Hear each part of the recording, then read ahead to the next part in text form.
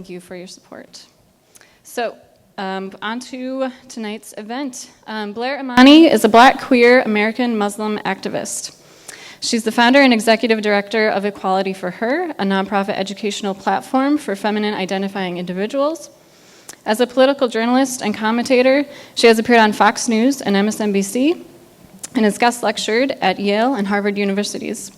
She has written for the Huffington Post and Vice and has been featured in Nylon, Teen Vogue, Salon, Broadly, Vice, This American Life, The 405, Public Radio International, and Bustle. Joining her this evening is Marissa Johnson. She is a Seattle-based activist, educator, and philanthropist. She uses her background as an organizer to help support Black activists on the ground and is one of the driving forces of change in the fabric of our society when it comes to social justice, equality, and uplifting and advancing the Black community. She is also a full-time agitator, lifetime lover of Black people, and the founder of the Phoenix Fighter, which I should mention they have a table in the back. Go check them out before you leave as well. The topic of tonight's event is Blair's book, Modern HerStory. It's a great book. You should check it out.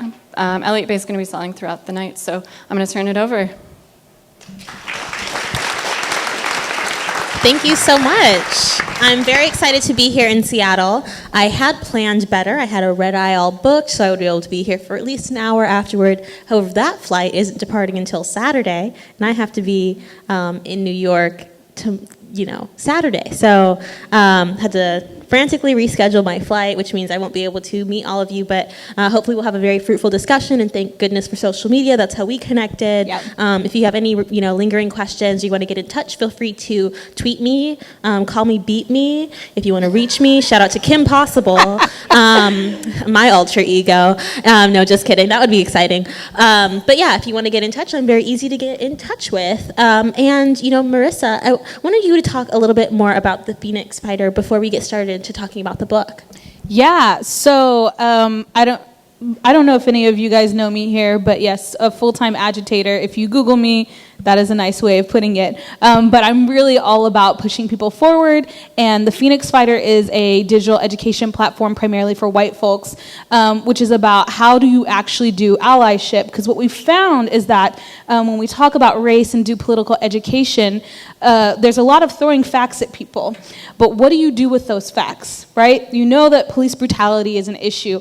Okay, what do you do in your neighborhood? So that's what we do with people. We not only do the political education so you get the facts, you know what mass incarceration is, you understand how the Me Too movement can be intersectional. This month we're talking about voter suppression. You learn all those things, but then we take it to the next step and we say, how can you actually effectively act on those things in your community? And then we also use some of the profits that we get from Phoenix Fighter to fund Black activists directly, and this is work that I've done before that's actually featured in the book, my previous company, Safety Pin Box, where we gave out over $200,000 in 2017 directly to Black activists. So I'm not new to this, but that's what we do. We're about sustaining and educating people for the long term, and that's what I'm really excited about. That's exciting. And one adage on Black Twitter that I often see is, I'm not new to this, but you might be new to me. And I think that is definitely resonant for a lot of folks in this book. An interesting thing about Safety Pin Box and about the type of work that you're doing is it was one of the most controversial elements of this already very controversial book. I went to a bookstore in my childhood home, and I was like, incognito. I was like, hey, do you have that book, Modern HerStory? And she was like, oh, that controversial one? Of course not. And I was like, oh, my heart.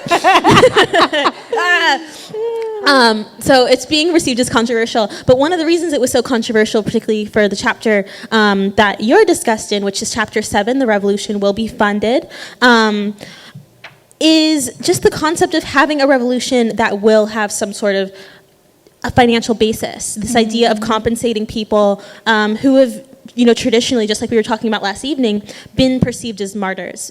This idea that we can't be successful and make a change in the world. I want to know how you're disrupting that. Yeah, so the context is that I entered into activism with the death of Mike Brown. I'd never been to a protest, never done anything before that. And, that first Black Friday that we had to shut down a Westlake Mall, that was like my third day ever protesting or being engaged in activism. And I really quickly was put on a national stage when I did even more controversial work. But what I found, and what I've actually written on for Pacific Standard Magazine, is that we have all of these people working in the community, all of these activists, particularly during the height of the Black Lives Matter movement before the era of 45.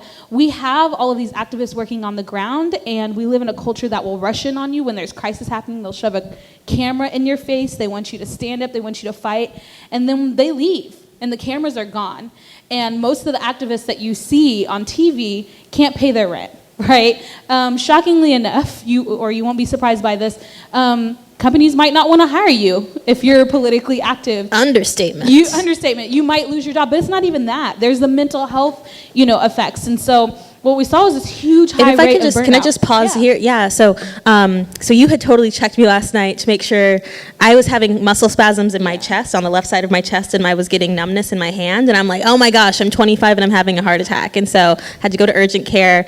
And the first thing I messaged, Marissa's checking in on me like, girl, are you okay? And I'm like, we'll be there tomorrow. It's no problem. She's like, I'm not asking if the event's still happening. I'm asking if you're okay. But just like a glimpse into what it's like, after being an activist, I was arrested in 2016 at a Black Lives Matter protest in response to Alton Sterling being killed. And it was so difficult for me to even get on the subway, not only because of being in a crowd and that reminding me, but because I would hear people talking about the case that I was directly involved in, and I'd hear that at work. And luckily I had a very supportive boss, but in my last job I didn't have that support. It was like, why aren't you on time? And it was like, well, I have this first I get out and I'm on time, and then I'm anxious because I'm a visible Muslim woman, and a lot of people just don't have that patience for your mental health, and it's frustrating. So now I'm a freelancer.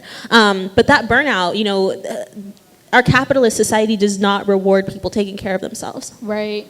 And definitely, if you've ever been in any activist spaces or whatever, this spirit of martyrdom is really kind of celebrated. And so, at the time before we started our last business before the election of 45, I had done all of this work and found myself with dealing with severe PTSD from the actions I had done. I've gotten literally thousands of death threats. And saw all my friends experiencing this, and also experiencing crisis of homelessness and significant health problems, and even death by suicide amongst lots of activists. And then what we also found at the same time is, if you look historically at who's been at the forefront of Black liberation movements, who's been in the pictures or TV, but who's been bleeding. Yeah, it's been, shocker, Black women. And some of the most famous historical Black women that who have done Black liberation work, when they died, they were destitute. Fannie Lou who are still living. Fannie Lou Hamer, who's mentioned in the book, but sorry to just jump in.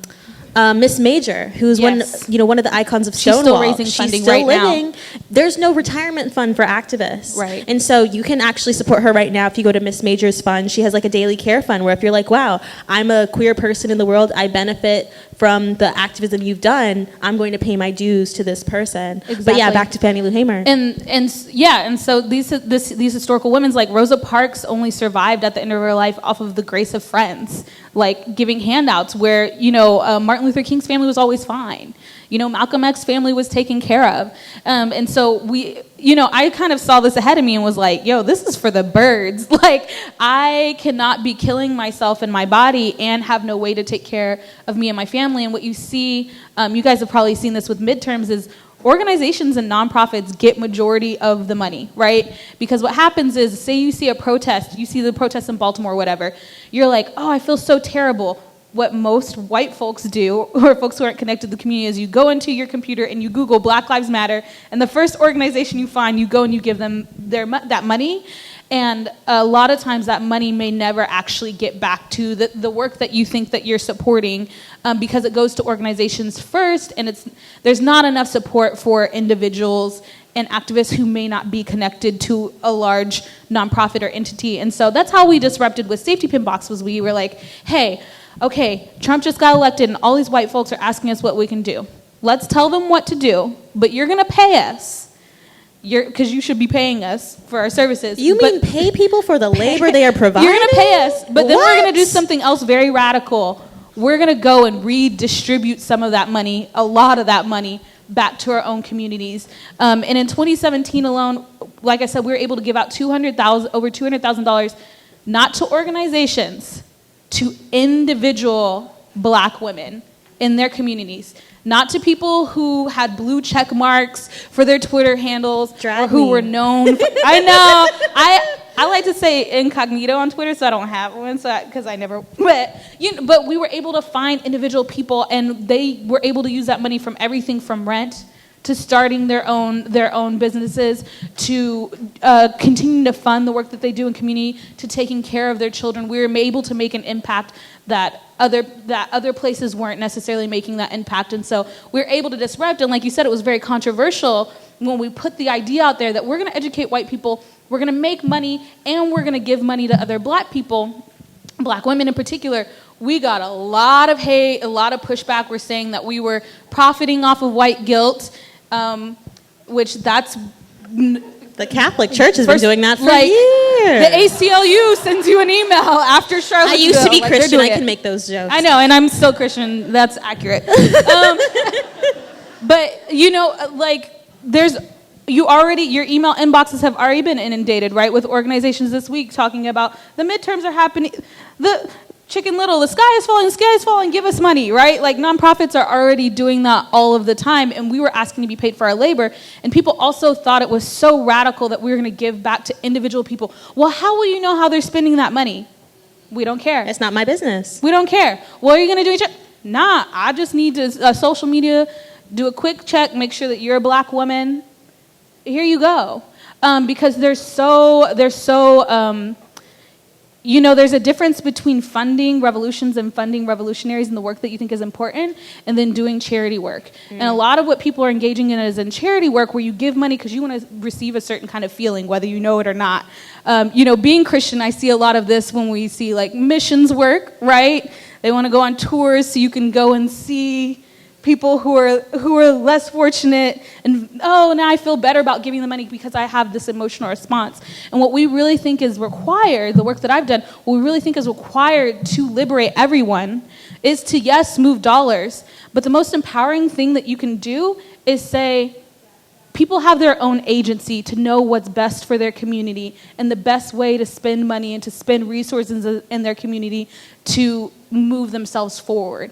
And so that was the most radical thing that we did, and I'm really proud of that work. Oh, I'm proud of it too. Yes. And so that actually reminds me of this other interesting thing that I was noticing in the book. As I've been saying it a bunch, but I think it's important to acknowledge the path it took you to get somewhere. Like what some folks see is that, okay, Blair has a book, boom.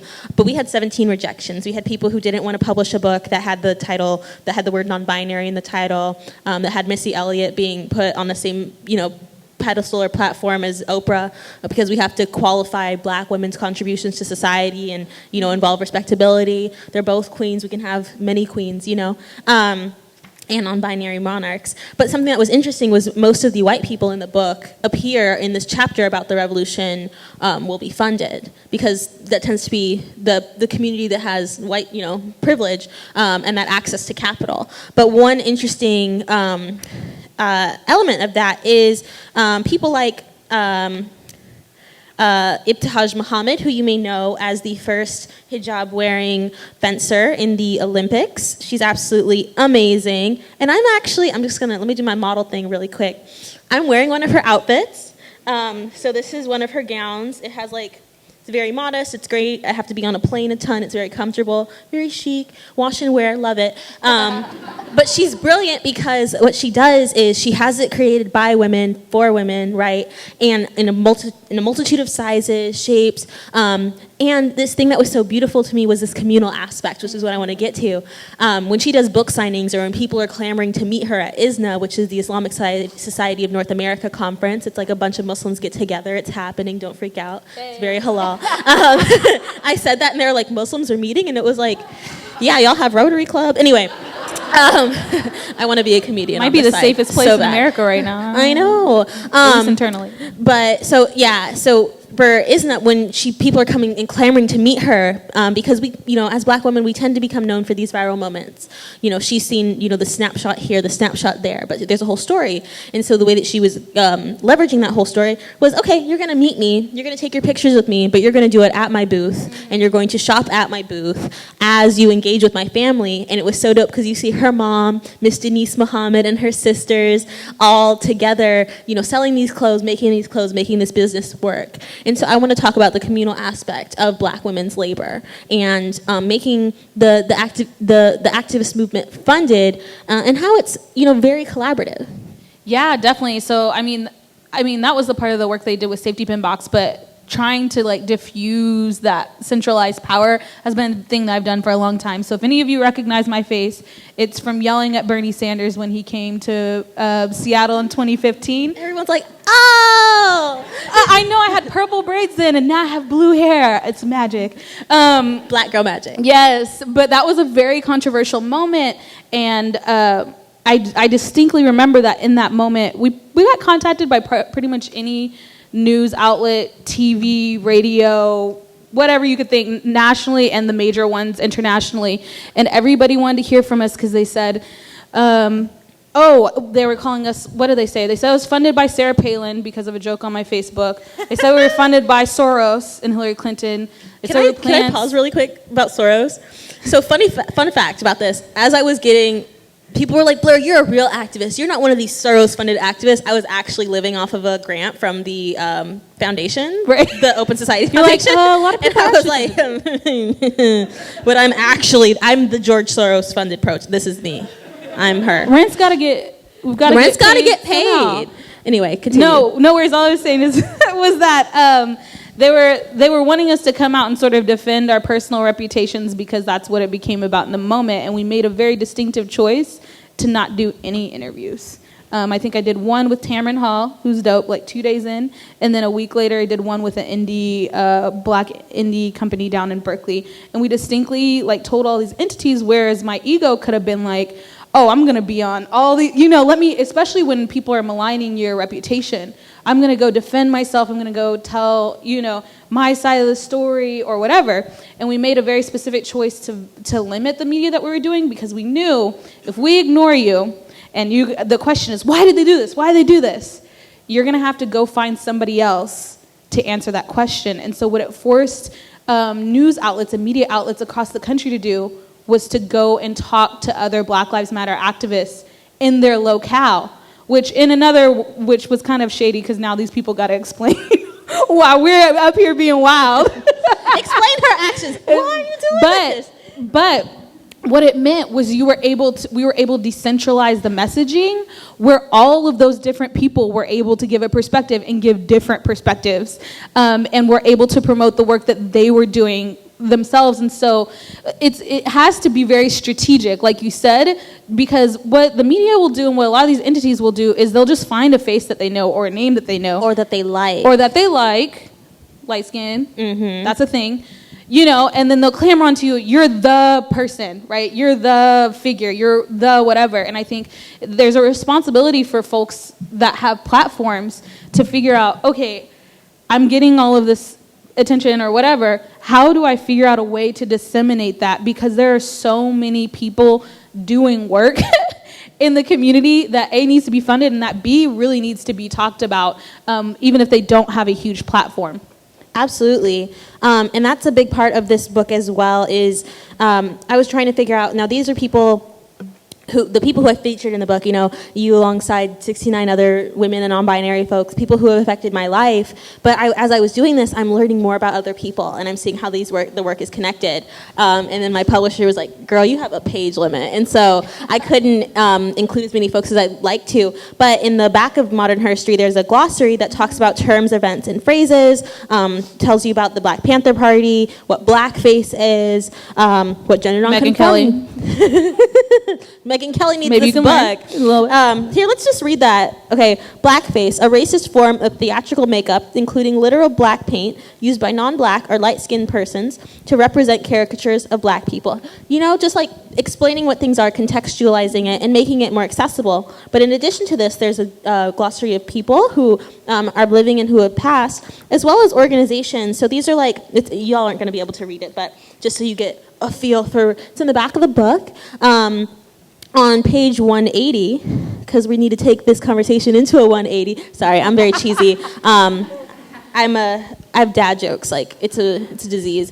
But essentially wanting to redistribute this work, you know, like maybe I didn't work directly with the organization Athlete Ally, but I want folks to know that there are organizations working with athletes, helping folks come out in a safe and constructive environment. They're also working with sports arenas to make sure that homophobia is not tolerated in any wrestling arena, any, you know, field, like any basketball court. And so letting folks know that this work is being done. But it's also why, you know, myself being a queer Muslim, I've been trying to decentralize myself as like, no, I'm not the queer Muslim. Right. There can only be one. Because they pick one and then there can only be one. I actually called it the Highlander syndrome, where organizations look at you and they're like, there can only be one. And that's my impression there. But I'm from LA, so like the acting is just kind of dispersed into me. You know how it is. And so it's just this idea that there can only be one. And I see it happen a lot with people like Mari Copeny, Little Miss Flint. You have her who's being pitted against other people. She's 11 years old. She's a little girl from Flint, Michigan, who, you know, identified an issue in her community and wrote a letter to President Obama saying, why do I live in America and I can't plan my slip inside because I'll get a horrible rash or I'll get lead poisoning from drinking water from my faucet. And then I see it so often because I work directly with her mother, where it'll be the black girl of the day, and they'll interchangeably, you know, people will come up to Marley Dias and they'll be like, oh, you're so brave for writing to President Obama about your clean water issue. And she's like, no, I'm the one that talked about books. So go ahead. To jump, how many of you guys know Ijeoma Oluo? You've heard, basically all of you. You don't even need to raise your hands. All you guys know who she is. She makes the joke all the time that people can't get light-skinned women in Seattle together because apparently... You need a hijab. You know what? I got a story about that, but that's for another time. But apparently when our Bernie Sanders action happened, she had all these people like confronting her online and being like, I can't believe you yelled at Bernie Sanders. And we didn't know each other at the time. And she was like, I am not her. But I support what she did. And like, that's how we met, was her reaching out and be like, hey, there's a lot of people who think I'm you, I'm not you, but I think what you did was really dope. And so we always kind of like joke, and it still happens, like especially when we were both writing for the same platform at one point in time, people would like hit us up and be like, oh my God, I love that article that you wrote on blah, blah. It was awkward. It was awkward because they'd be like, hey, Gioma, like you put it so poignantly on this, and she'd be like, wrong light-skinned woman in Seattle. That was... But it's funny, too, because it happens with, you know, just like insight into what it's like amongst, you know, different communities and groups. Well, you'll notice, you'll see like a lot of like hijabi and Muslim bloggers, and people are always like, oh, you're the one who doesn't always wear the hat. Like, you know, I always got it halfway off my head because that's what's comfortable for me. But it's really interesting to see how if I do my hijab a different style and I'm at a public event, they'll be like, oh my gosh, Imani. And I'm like, we're different people. Imani's the founder of Muslim Girl. She's a dear friend. But we're different people. And she's also featured in Modern HerStory for her amazing work with Muslim Girl. She grew up in, you know, post 9/11 America and was being bullied, and always saw her story being told from the mouth of another person, and wanted those stories to come from people's own mouths. So let's, before we move into questions, because we're right on time, I have a speech and debate internal clock that, shout out to high school. Hey. Except for not, because public education is terrible. Right. Anyway, but I want to talk about what it means to tell our own stories while we're still, you know, allowing these platforms to be redistributed, making sure that it's decentralized. How do we still tell our own stories? Sorry.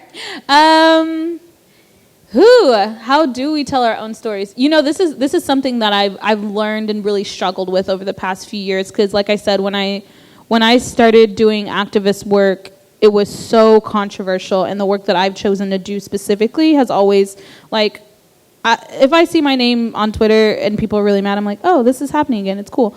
And I think, people think that visibility is like what you want, but visibility isn't always a good thing, because sometimes visibility is because people love you and you're doing great things, but when people are mad at you or they don't understand what you're doing or they don't agree with what you're doing, visibility can be really, really scary, especially in a country full of white supremacists. And so I think when I started doing activist work and I received all this hate, it burnt me out really fast, where I, like after the Bernie action, I kind of like went in a hole for like a year. And then started writing just before we launched Safety Pin Box, and it was hard. It was hard to get the strength to tell your own story when you're sort of inundated with all of the hate that you just get online in general. And I thought that if I thought that if I stepped back, that people would just leave me alone.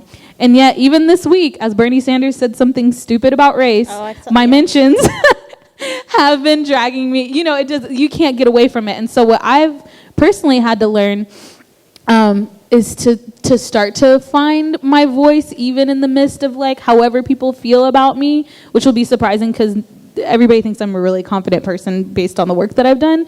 But to figure out a way to still continue to put my platform out there, knowing that most people will either not receive it, not want it. It will still get distorted because if you're trying to control it's hard because if you're trying to control too much in this media landscape, you can drive yourself kind of like out of control, because it doesn't matter what I learned this really early on. It really doesn't matter what you say. In large part, people they'll turn it to make it be the story. So you have to be strategic in that. But for me and like for you, it's like creating our own platforms, which is a double-edged sword. Like, okay, I'm going to have my own website. That's why I started writing articles for other platforms. I'm like, okay, this is a way for me to get my word out there. And that actually, putting my story out there backfired when I went on Fox News. Because I can relate. I too went on Fox News. I was like one of the first people from BLM to go on there, and they were so happy because they're like, nobody will come on here because everybody's scared that we're going to twist their words.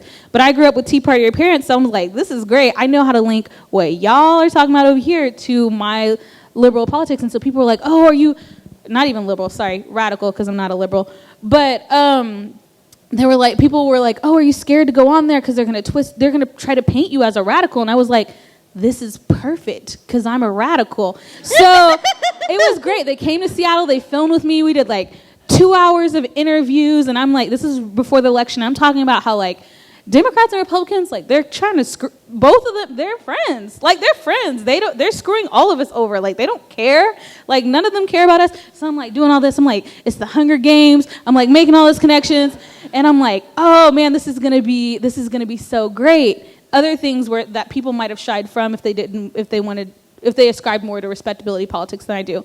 So then the interview comes out, and I was so disappointed because Fox cut out all of my radical stuff, and they took like the two most mundane things. I think one of them was I said that the phrase "all lives matter" is a racial slur, and the other one was that I said that white people had to give something up to end white supremacy. And so they only kept the most mundane stuff, and I was pissed because I wanted my radical politics, libertarian, like the best crossover event ever, right? Like what do socialists and libertarians have in common? Like, is there any way that I can I don't know, I had a working class fantasy at that time. So they put the most mundane stuff, and then I still got and then Breitbart picked it up, and I got tons of death threats.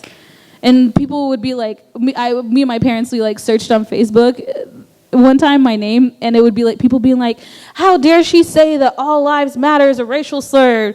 And then they'd call me the N-word in the same status, and then would be like, she needs to go get a job and go back to Africa and take care of her kids while she's on welfare. I was like, you know what? Thank you for showing me the error of my ways. You are totally not racist. I love finding those random comments. So I, too, went on Fox News. I came out on Tucker Carlson. I went on Tucker Carlson tonight to talk about safe spaces.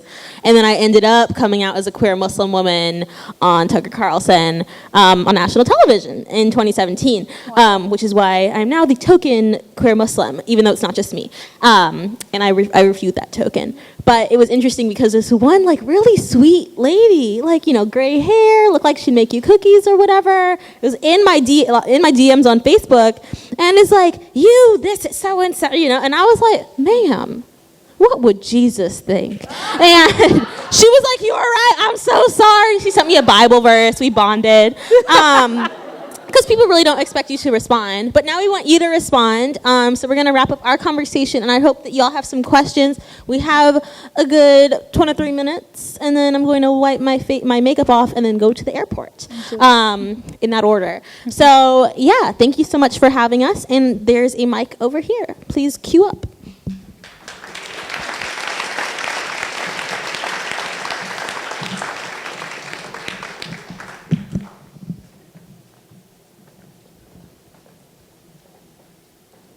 Don't be shy, y'all. Everybody just wanted to say all lives matter, and then I ruined it. So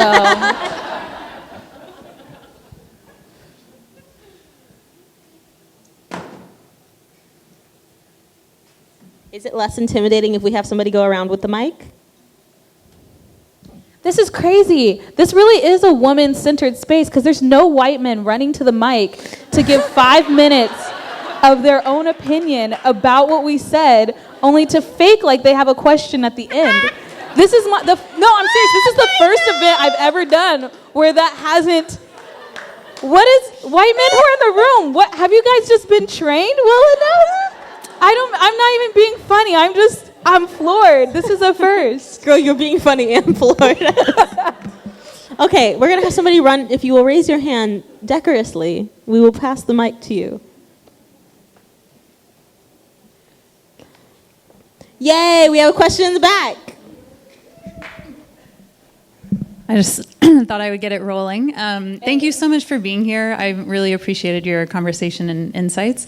I'm new to Seattle in the last year, and I was just wondering what you feel is an underappreciated or not very well-known aspect of race relations in Seattle. I'm not from here. Yeah. Nor have I lived. I've been here for maybe 48 hours in my whole life.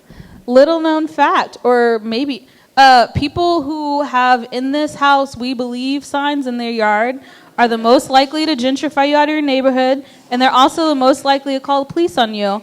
Sorry, y'all.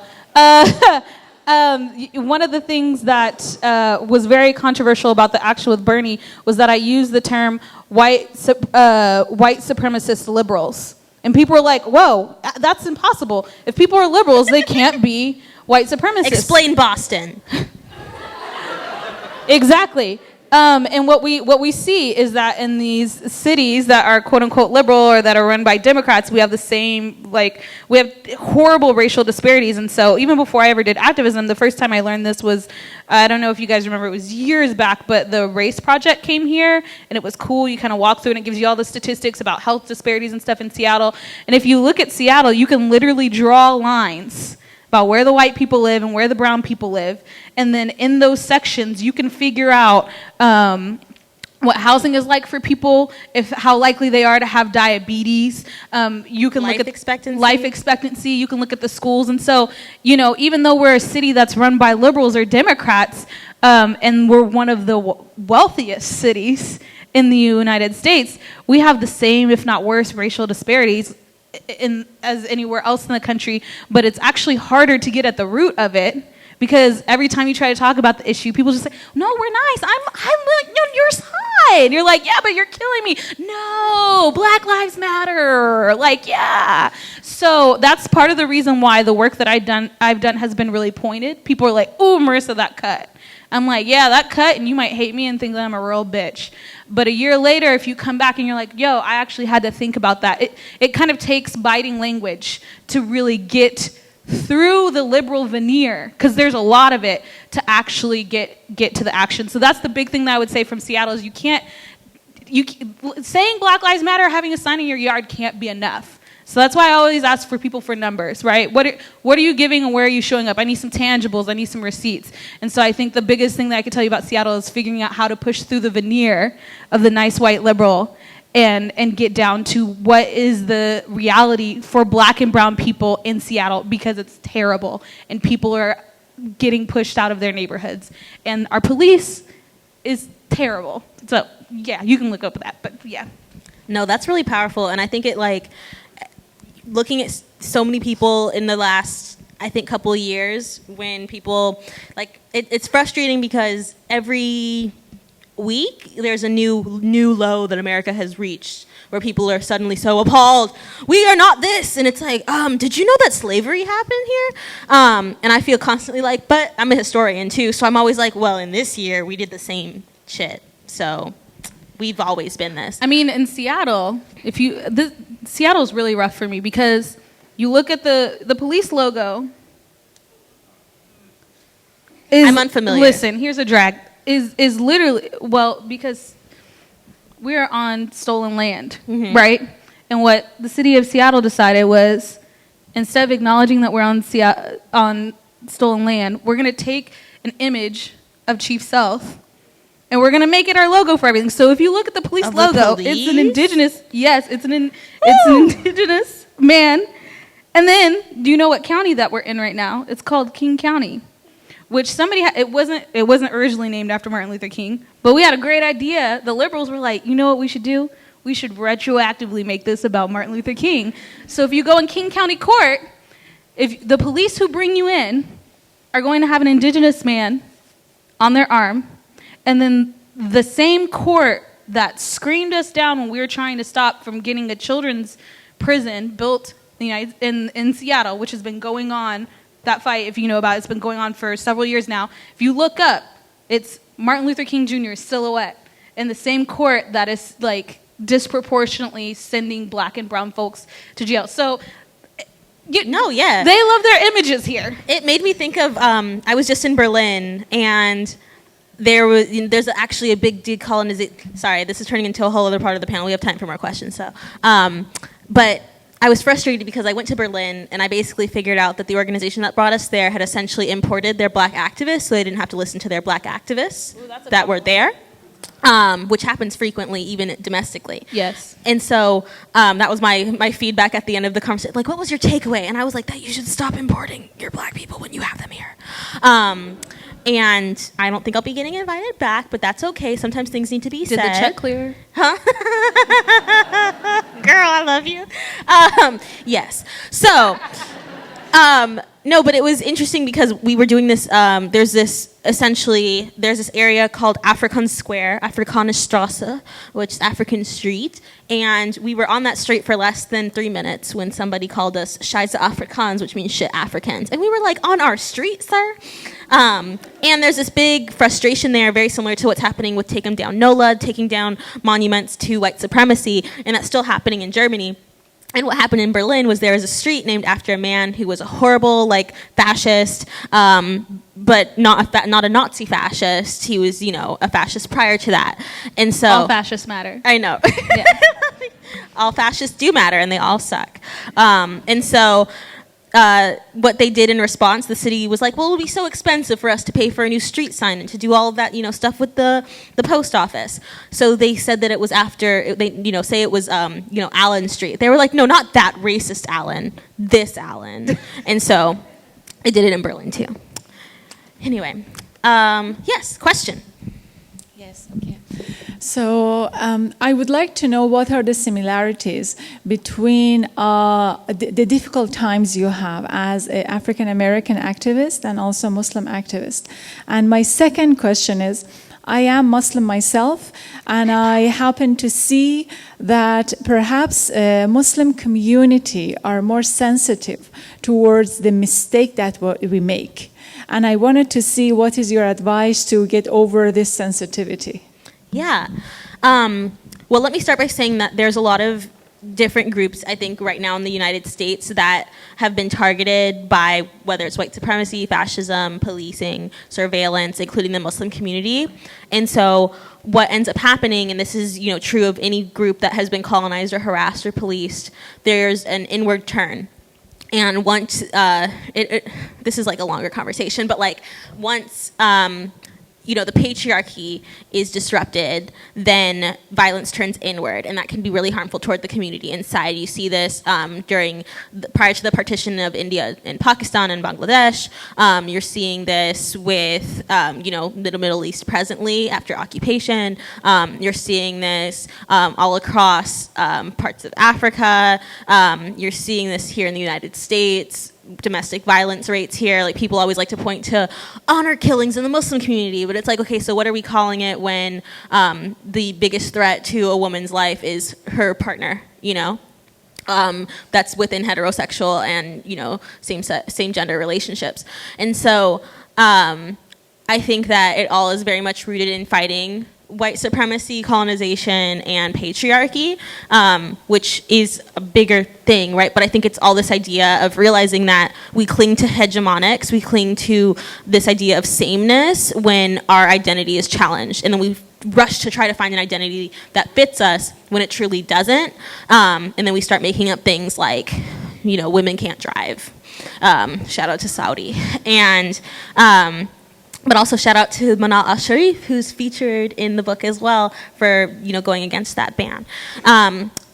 As far as the differences of being perceived as a black activist versus a Muslim activist, it was very stark for me actually because as somebody who essentially has white skin privilege, I'm very fair-skinned. I can be perceived as a lot of different races. I call myself a Rorschach test for bigots because if I'm in Texas, I'm Latino, and if I'm in New York, I'm Arab. Like, it really depends on what headdress I'm wearing. It's wild. And so not to say that to be woe is me, but to really understand that it has so much less to do with who I am as a person and everything to do with that person's own baggage and own hatred and own bias, which has been really healing for me.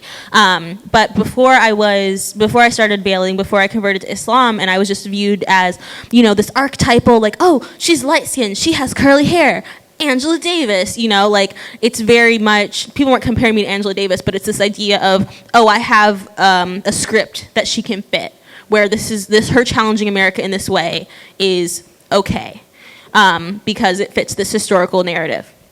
And, well, this misinterpreted historical narrative. And so it was like, oh, she's challenging America. That's dope. Like, that fits into this box of black activism that I can be comfortable with. And as soon as I converted to Islam, started wearing hijab, oh, she hates America, leave. And I felt like my ability to talk about governance, my ability to talk about policy was stripped away in a lot of ways. But then it was another interesting thing because I was no longer perceived as a loud black woman. I was perceived as a Muslim woman defying the odds and speaking up. And so that was an interesting way that bigotry came in clutch, because I was like, okay, I'm going to speak up in this meeting. You're so brave, Blair, where before it was like, that's out of turn. But it really sometimes comes down to how people see me, and all that to say is I've really taken stock of my privilege because if I was a dark-skinned black Muslim woman, I wouldn't be able to pass between being an Arab woman and then being a black woman because, dark-skinned, Muslim women are visible all day, every day as those identities simultaneously. So I really try to lift up those stories, which is why I also wanted to feature people like Dr. Suad Kabir, who does amazing work talking about black Muslim identity. And I would really recommend her website, Sapelo Square, S-A-P-E-L-O Square, or Sapelo Square, which talks about the different intersections of blackness, not only American blackness, but Caribbean blackness, African blackness. And so that would be my recommendation, was not to take my story as this universal archetype of what it is like, because it is very much informed by privilege, but to look to other Muslim women as well. I hope that was helpful. Thanks. Somebody said, that was great. Appreciate that. We could do 2 more questions. So I'm curious, you've talked a little bit about what you do with Safety Pin Box and the importance of capital in enabling activists and enabling movements, both kind of the importance of that capital and importance of how it's distributed. I'm curious to your opinion on what can't capital do. I think I see a lot of white folks just saying, I'll just continue to put money, time, whatever it is towards it. that'll be enough one day. But what can't capital do in either enabling these individuals or enabling these movements? Yeah, so that's a great question. So what can't capital money can do a lot. Let's just be clear. But I think framing, because let's be clear, all white folks need to come up off the coin, because I'm not going to give any passes for white folks continue to sit on resources, because I'm just not going to do that. But what I would encourage people to do is think about money in terms of resources. So there's tons of resources. What we need is resources, right? And so one of the things that we've seen in Black communities and marginalized communities that are starved for resources and don't have resources is that people are able to do some amazing work in the community with like no money, right? They're like feeding the community, they're getting people around, they're doing work programs, and they don't have like tons of grant funding, right? They're not sitting on any trust funds. They don't have access to capital in the same way. And so when you're thinking about how to support movements, yes, keep funding, because guess what? Money does make things easier. It allows you to buy things. It allows you to take care of people. But also think about, like our communities have done, what are other resources that you can provide, because they're not just in terms of money. So like one of the things I do with the Phoenix Fighter is like we have this sample task called the allyship audit. And what we do is we have people walk through their entire life, their budget, their job, who they know, where they live, and access and think about what resources do they have power over, and where are they stewarding those resources. Because a lot of times people say, oh, I want to be an ally, I want to help out, or whatever, and they haven't taken inventory of what they have to bring to the table. And so that might be why the money is important, why people might run to money first, is because they haven't maybe taken inventory of other things they have. So you might not even have money. If you have money, you should give money. But you might not even have money, right? But you might have the biggest thing that white people have other than money is white people have connections, because white people know other white people with connections and with money that our communities don't have. Like I learned this the hard way because I grew up in a very poor community in Louisiana, and was very much fed the meritocracy myth, where it's like, if you just work hard, you're gonna get scholarships, you can like work your way out of poverty. And then when I went to college, I was like, oh, like all these white kids, like when you're trying to get a job out of college, like most people are getting jobs because their parents know somebody, right? Or because they had access to things I could never have coming from two like poor working class Black, coming from a Black and white parent. So one of the things I encourage people to do is think about other resources that you have, right? If we're talking about, one of the things that we were talking about was like ICE raids, right? People are like, what are we gonna do if ICE comes into our community? I wanna be an ally. Well, if you haven't thought about the home that you live in, and you haven't talked with your partner, people who live there, about what you would do if there was an ICE raid in your neighborhood, would you harbor people? Would you shelter people? What would you do if there was a police incident on your block? So having people really go through in their life everywhere where they have power and really take an assessment of what they're willing to give and what they're willing to shift and where their money is already going is really, really important, because the thing that happens is people look at these issues and they feel completely overwhelmed because this shit is really overwhelming, right? And then so people just opt out. What can I do about mass incarceration? It's so huge, I can't do anything, so I just opt out. And so what we try to help people do is like really break it down to like, what can you tangibly do even if you don't have money? You can write letters to prisoners, right? Like you can help make sure that children of incarcerated people get gifts for Christmas. So I encourage people to really think about like the multitude of resources that they can give, and that might even just be like connections, who you know, advocating for even just making sure that the Black women in your office make the same amount as you. It can go a long way. So thinking about resources in terms of all the different power that you have, and then exercising those wherever you can to disrupt the status quo. Sorry, that was kind of long. No, that was good. Yes. And it reminded me of just a quick story, like a quick anecdote. When I was going to school at LSU, there was a man who was my mentor. You were in Louisiana? Yeah, I went to school in Baton Rouge. Okay. Go Tigers. I have a very fraught relationship. It was very racist. I was like, I went to Louisiana, like, racism's over. I'm going to have a great experience. And I was like, oh my God. Louisiana got that old timey vintage. I'm from Pasadena, California, where everybody's friends. Just kidding. It was racist there, too. No, that's plantation slave. That's old plantation, segregated cemetery Yes. still. No, but on that point, there was a man there who had the same last name as me and was very well connected in the city. And he was a former coach at LSU. And if you know LSU's history, you'll know probably who it is. And he gave me permission to tell everybody that I was his illegitimate child. And if I got ever in trouble with police, do you know who my dad is? Would get me out every time. And they would call him, and he would be able, what are you doing? Why are you leaving? Why are you bothering her? And that helped so often. That helped. One of my friends was getting pulled over by the police on the way home and getting harassed. I pulled over, and I was like, this is my friend. Do you know who my dad is? And it was like so wild because that is not an experience I have outside of those, that anecdote and that privilege which was extended to me in a very interesting way. But that is often how people get out of situations who are white. And so that was a way of extending connections and allowing me to like opt into this familiar relationship, but it was still based on privilege. It's believable that I would have a white father because I am so fair-skinned.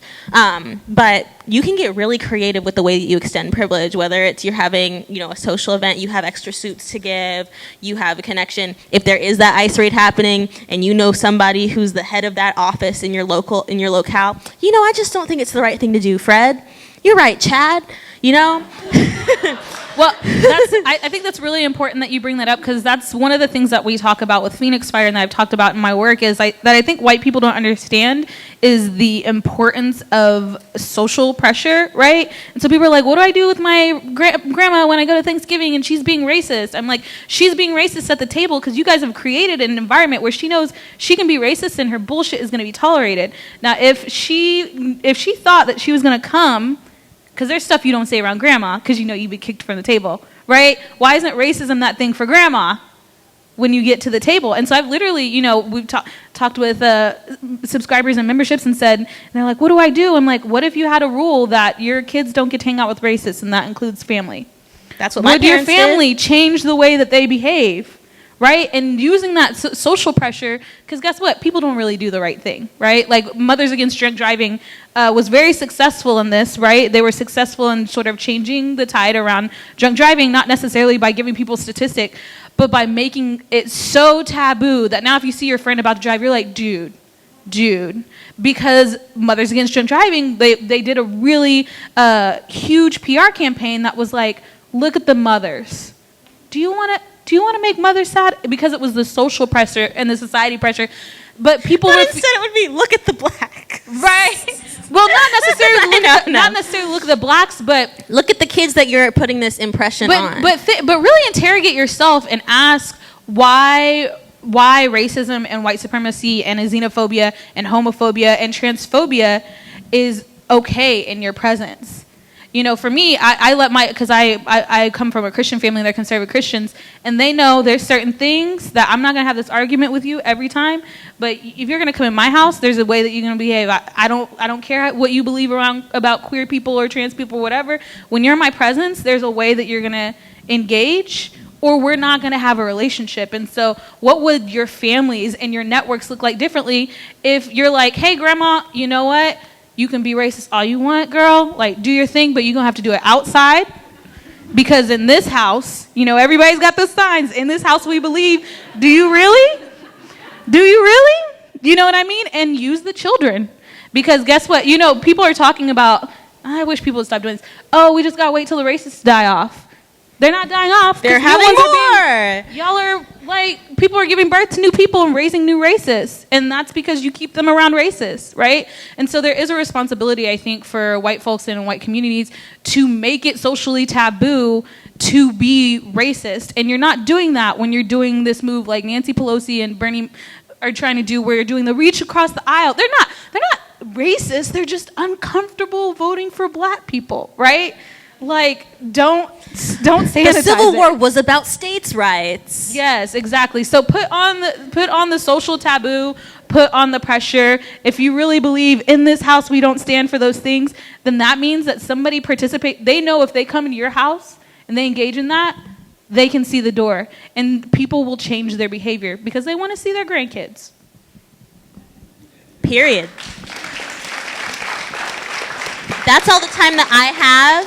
Marissa, if you want to stick around to answer a couple more questions, up to you. There's also the Phoenix Fighter. You can come check us out at the Phoenix Fighter. Yes. And you can check me out on Twitter. Follow both of us, please. Get your copies of Modern HerStory. Yes, get the book. Yes. Go buy it. Spend your resources. But no, I really appreciate you all coming out. This is my first book. I'm working on my second now. I never thought I would be an author. I actually struggled reading fluently until I was in third grade. I didn't speak another language. I just had trouble reading English fluently.